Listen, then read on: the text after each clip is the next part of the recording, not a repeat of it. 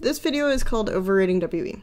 And I'm calling it Overrating WE because I think that there has been a general overrating of WE going to the World Championship because there's like this weird consensus among a lot of the LPL analysts in the English-speaking world that WE are the best Chinese team. And the more I review their VODs, the more I think that they have the highest peak of any of the Chinese teams going into the Worlds, but also the most variability. So that's why I think that they aren't necessarily the best. They are extremely versatile. They can play on top or mid or bottom, but they get most of their pressure from bottom.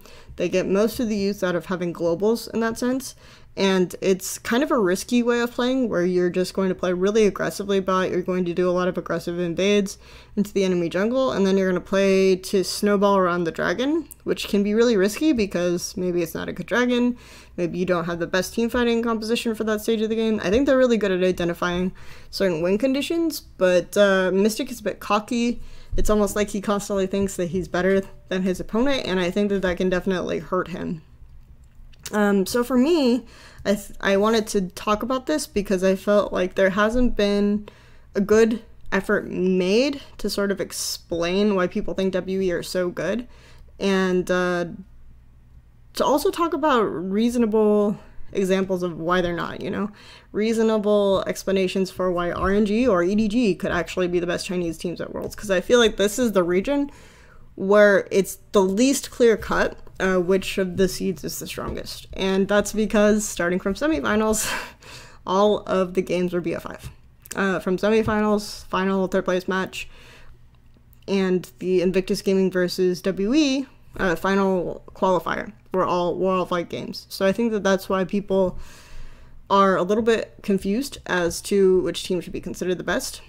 But I don't necessarily want to give it to WE.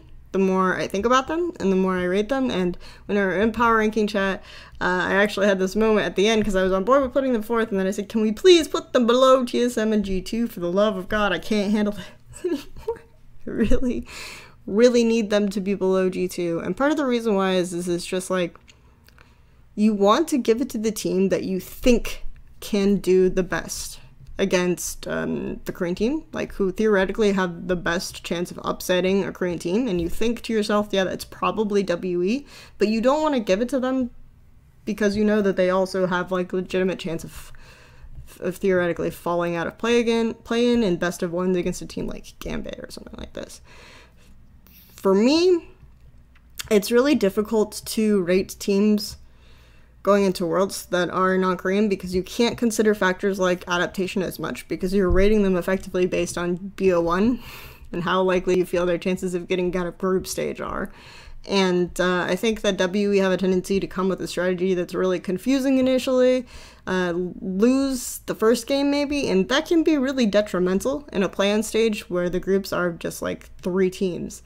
So I don't necessarily think that it's safe in that sense to rate WE as the best Chinese team. I also think that if you're rating teams on more extended series, you put EDG first, because I think that EDG have at this point shown the most resilience.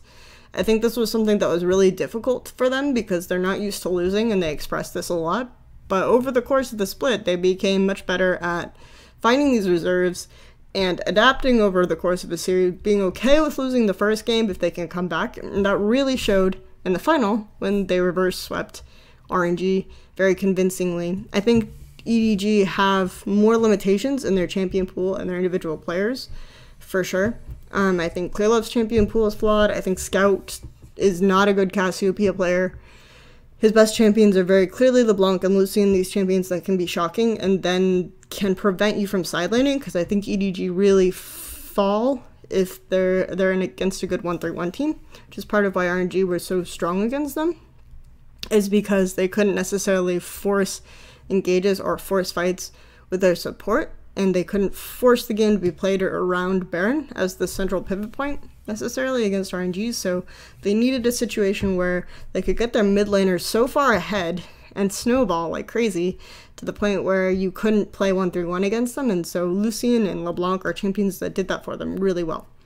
But I think that if you again are looking at serious, EDG have a serious case, a serious chance of being a better team or being the best team in series of the LPL teams. RNG, I think, actually had the best chances in BO1 of doing really well. So that's why against G2 and Samsung, I actually rate RNG pretty highly, because I think that you have cases where they will come to the table with these really smart things, like they figured out how to play good Maokai and get the super leash on Maokai and then snowball lanes really effectively. The meta favors the way she likes to play. Like Frostgren made that video, but I ultimately just think it's like the meta went into the favor of what he was already doing. He's not a genius, it's just that this is how MLXG plays, and it just so happens that, yeah, it's alright now if you have strong laners and you gank and you do 2 camps and gank. I mean, it's just the way that he played. The Xiaohu is playing really well. If you want, you can only play snowball mid so many times against the enemy team before they say shame on me, right? And I think that that's a limitation of RNG in more extended series. UZI, of course, is a surprising player who shows up at the World Championship, does very successfully, and he's kind of confounds you based on his regular series performance before then. He'll full on int the LPL final and then do really well and adopt dive bot strategy at the World Championship. So RNG for me are kind of like the best BO1 team. So in a sense that means that they have to be the best Chinese team at Worlds, right? Because BO1 is constantly this trip up phase for teams that we think should be better in series. But how necessarily would I play against these teams? I think against WE you just want to avoid situations where you're doing confrontations against a strong bot lane or you're tempted to snowball around dragons. So unless you're against an Infernal Drake, I think you just lane swap early and then force them into a situation to play a turret trade. RNG actually did one really well in the semifinal where UZI burned his flash early, so they felt like they had to swap top because they were playing against Rakan in the duel lane. UZI ends up going top, but they keep a lot of pressure in bot because the enemy Rakan goes top because mid lane is so pushed out that he has to help Condi get his red buff. So Rakan is top.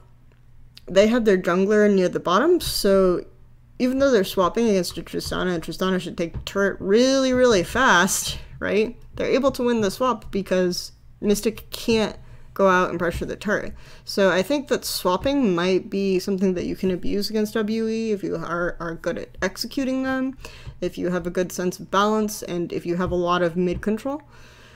Playing good mid lane matchups, I don't necessarily think Xia is that good of a player. I think he's probably the worst of the 3 mids going to the World Championship from the LPL. And if you have mid control and you can catch Condi in a risky invade, then that's very effective as well. So I think that these are all things that are good against WE. They're pretty abusable in that sense.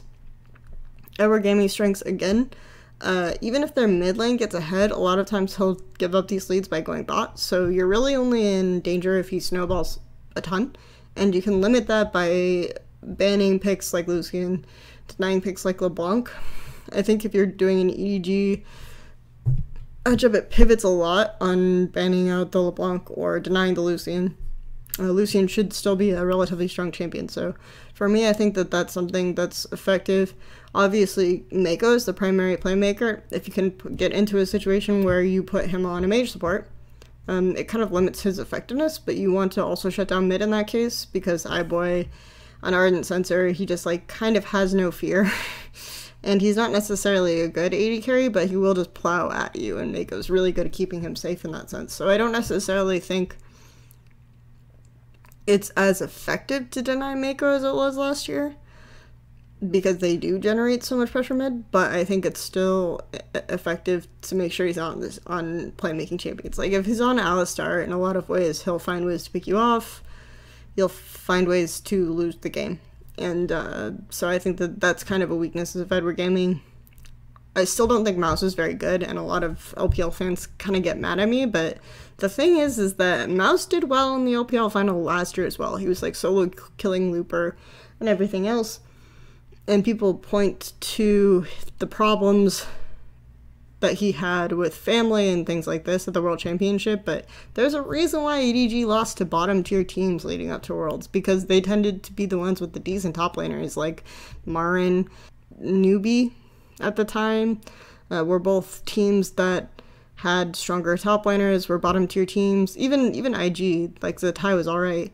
They lost games to these teams that would play towards top lane. And it wasn't that surprising that against teams that played towards top lane, EDG lost their worlds. RNG, again, I think we've sort of seen that snowball really, really hard against their mid lane, deny them a situation where mid lane can hard carry, put them in this position where they're playing around bot for some reason. I think if you get them in a position where they're playing around bot, they're actually much worse off, and they can start to do that when they lose games. And that's why I think they're much better in best of ones, because they don't have the option to reset after a loss like that if they're in a series, and they'll tend to play more around bot as the series progresses, which I think is really dangerous for them. Corki is going to be their main monster pick. That's the pick that Xiaohu has carried the most amount of gains on. He's also effective on LeBlanc.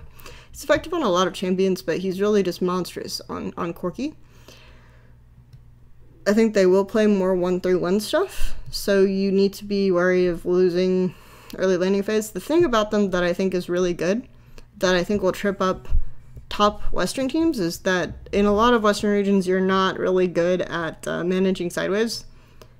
You tend to stack up waves a lot, so you can actually just turtle at your base and then look for comeback opportunities once you've gained experience at gold. But RNG will just flat push out, like fast push the waves or crash the waves, so that you actually have to come out towards river to get golden experience, or you just fall behind. So I think that that's another really effective and surprising thing about RNG to be worried about, is that you deny them one of their best strategies if they can't side lane. And so it's kind of like the opposite of EDG, is that they need to be able to side lane. And they're good at lane swaps. They're good at a lot of early game kind of strategy. I don't think that they're good at behind Baron vision, really. I think that they kind of screw that up a lot. Like, Baron control is a weakness of RNG. So for me, it's like they're the team that has to do well in BO1s, and they're the team that's probably the most likely to do in BO1s. So if you're rating teams on that, which tends to happen for non-Korean teams, then RNG should be your first team, WE should be your second team, and then EDG should be your third. And if you're rating teams in theory, you almost swap the list. So for me, I actually don't even see necessarily a case where WE is the objectively best team unless you're rating them on top performances. I think because WE are more versatile, though, if you put these three teams in a pool and made them all play 50 games together, so 50 games RNG WE, 50 games RNG EDG, 50 games EDG WE would probably win the most because they have the most options, and you're trying out the most variations of things that they do. They can play around top the best, they can play slower games, they have a general understanding of momentum and mid phase and late game fights than EDG or RNG do. So I think that that's probably the metric on which they become the best team. But I don't think that necessarily sets them up to be the best Chinese team at the World Championship. And that's kind of what I'm worried about, and that's why this video is called Overrating WE.